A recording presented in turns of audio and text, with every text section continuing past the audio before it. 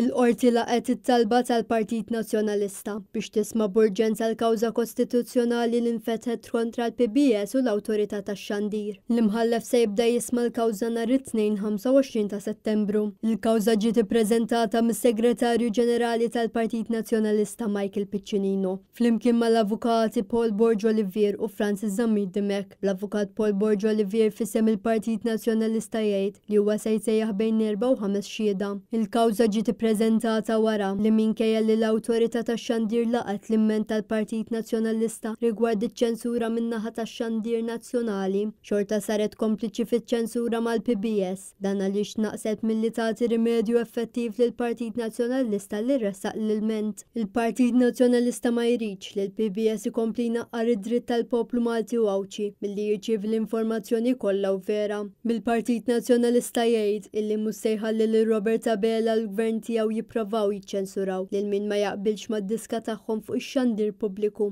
li qed jintuża daqs li kieku xi magna tal-propaganda tal-Labor. Fl-istess waqt il-Partit Nazzjonalista jrid jara wkoll li l-Awtorità tax-Xandir ma tkunx kompliċi meta ma tieħux il-miżuri kollha meħtieġa biex tassigura li jkun hemm verament bilanċ fix-xandir.